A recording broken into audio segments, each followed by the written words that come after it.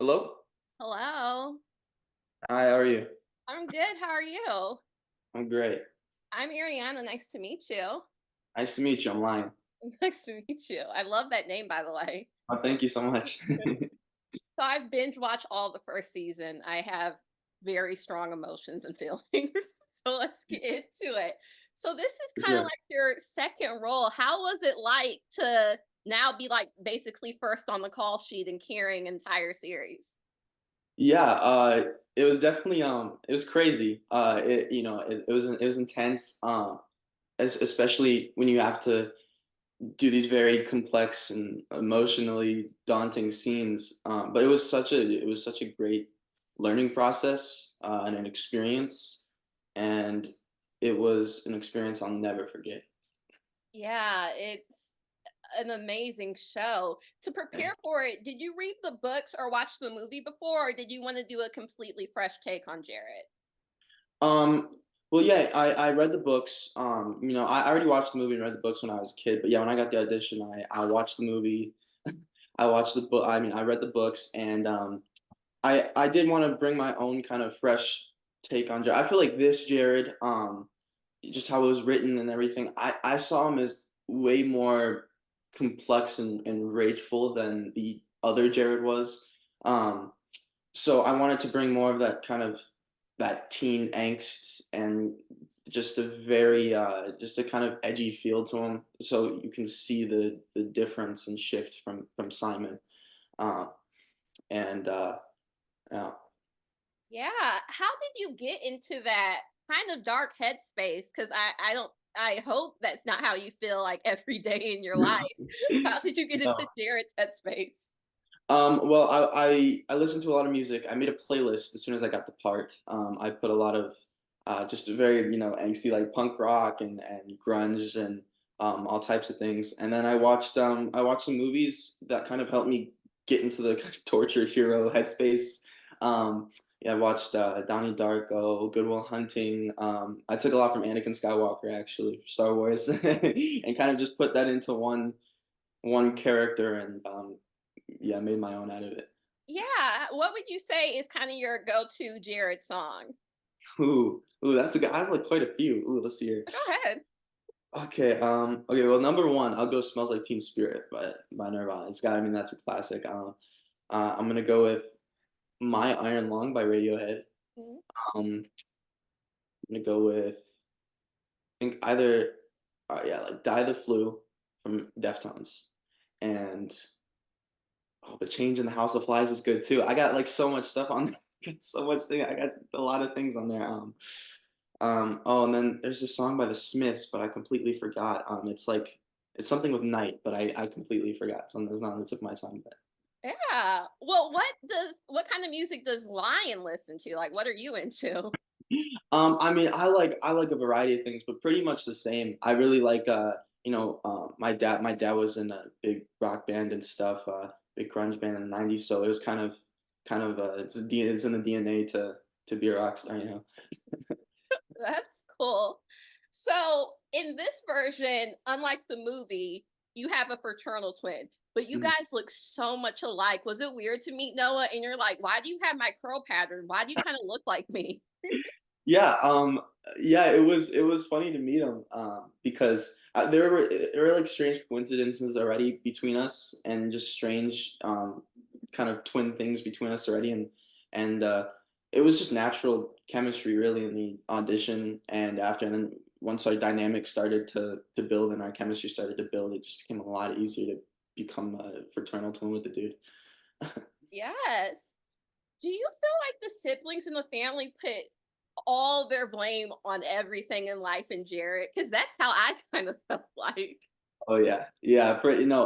Funny thing about that actually, on set in Mallory's room, she has like pictures of us going around, but no, it's not of us. It's of Simon.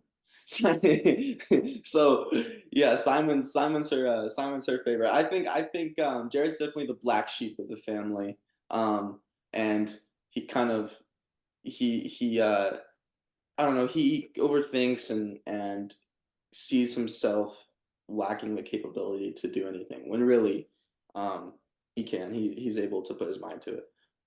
Why do you think he is the way he is? I have my theories, but I'm curious about yours.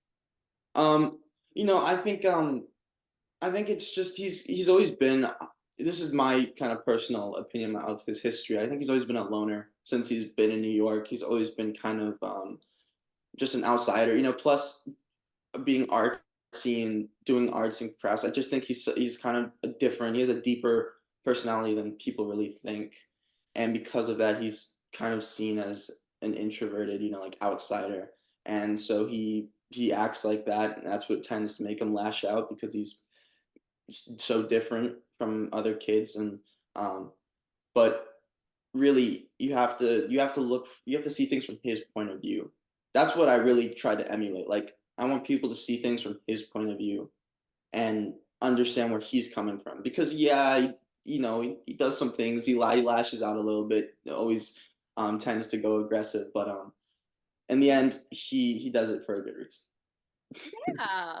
My theory was it was a bit of like a self-fulfilling prophecy. Like he has one bad day in preschool where like if someone doesn't play with him, he's upset, which is Yeah, common for a 3-year-old. And then also being honest, him being black, it was kind of just yeah, labeled like you're the bad kid. And if exactly. I'm the bad kid, then I'm the bad kid. I feel like that was just it became like a self-fulfilling prophecy in a sense. 100%.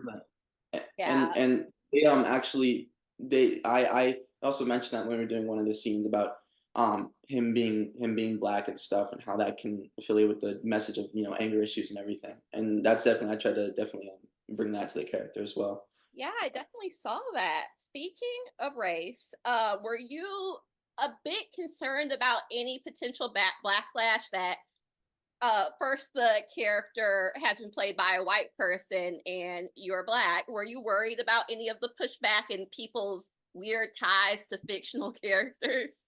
No. I mean, I figure it was inevitable. It happens, and I mean, I honestly don't care. I don't read that stuff, so I mean, there's always the movie. So I mean, you got to, it's that's the cool thing about Spiderwick in particular. It happens to be a family of color just going through these. We don't make it really. It's not focused that it's a family of color. Sure we have certain messages in there, but we don't like focus on them primarily. It's a variety of things, and it's just a normal family going through deep family drama, and that's what's beautiful about the series. Yes, yes, yes. And as black people, we have to deal with that in everyday life. It's not like something you're like, oh, this was going to be my first spit of like racism or something. Yeah. But the twin language, is that like an actual language that was created, or is that just gibberish and then they put subtitles on it? No, they actually had like a linguistics coach person, whatever you call it, to help Noah and I, and she actually created the language. It was amazing. And before the scene, yeah, she'd practice with us, and it was great. It was actually fairly easy to pick up and learn, and then you kind of just start to jive with it. You start to get the rhythmics down and dynamics of the language.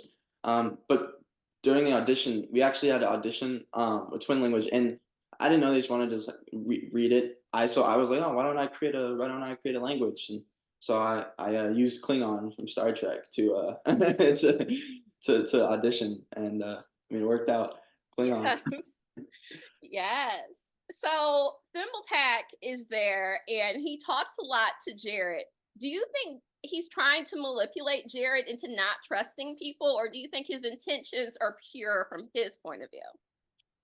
Well, I feel like that could have a lot. I think it always said like Thimbletack's kind of Jared's shadow, is kind of like his symbolism for his anger. So I feel like there's a lot of that there. Sometimes he tries to manipulate him against people, but I think most of the time his intentions are pure. Because there is a lot of backstabbing that goes on, and Jared needs somebody to look out for him when he's all by himself. Yeah, it's a lot. Speaking of kind of backstabbing and twists, did you ever read the script and then there was a twist? You're like, wait, now I need to read this again because I have a completely different point of view of it. Yeah, actually, yeah, many times. There's so many different just things going on, and I'm like, oh, I think I know where this is going. Nope, it goes a completely different direction. And Aaron Coletti, our awesome showrunner and screenwriter, he made sure of that, and it was really cool. Yeah, like especially episode 7. Like I usually when I do interviews, like I write notes about what's happening, and then I'm like, but that's all not true. Like it's a very Yeah, yeah. it happens a lot. It's just such a crazy show. What was kind of your favorite scene to film? Oh, that's a good one. There's so many. Trying to think here. I mean, Thimbletack was pretty fun, but that's the obvious answer. I want to go something more. Probably, probably all my scenes with Christian. I won't get into it because I don't want to spoil. But I have a lot of really cool cat and mouse scenes with Christian, and that dynamic was really fun to act out, especially with Christian. He's such a great guy. I love Yeah, him. yes. There's a puppet version of you as well. What was it like to see a puppet version of you? Oh my god, that was so funny. I read it in the script. I'm like, puppet version of me. Okay, let's see how this turns out. And then I saw it. I'm like, I took my mom took a picture of it with me and everything. It was so funny. Um, it was great.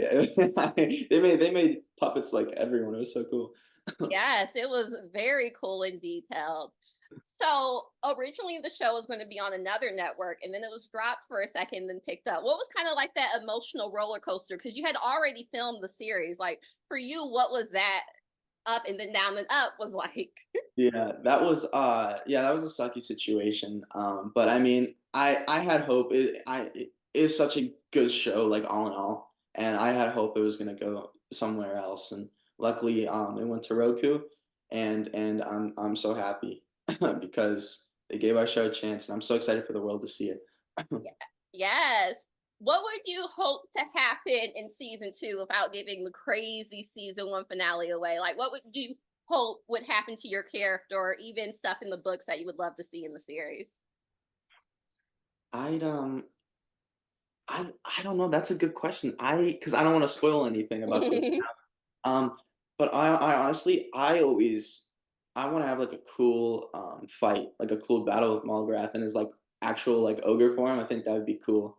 Like, yeah, I'm already envisioning right now. I always like plan have like a little scene in my head and make like storyboards. So that would be really cool. Like the Vorpal sword and everything. That'd be so. Yeah. What's another fictional character that you would love to play? That's a really good one. There's a lot. There's a lot. Mhm. I think first and foremost, I'm gonna have to go with Miles Morales. I knew you were going to say that. Yeah, really. I mean, Miles Morales. I mean, that's like the obvious answer. I want to play Spider Man so bad. That'd be so cool. But or another one actually would be pretty cool. I love to play. There's this Japanese anime called Attack on Titan. I love to play Aaron Yeager. He's the main character. I mean, he's such a complex character and so much to dive into. So I think that'd be really cool. Yes, awesome. Well, thank you so much for taking the time to talk to me. I might be Yeah, talking thank to you you for on having me. Monday. But yes, this was so much fun. I'm so excited for you and to see what's to come next. I will Thank you talk so to much. you for season 2 and also on future projects. Yeah, Okay, awesome. thank You you have so a good much. one. You have a Thank good you. one. Bye.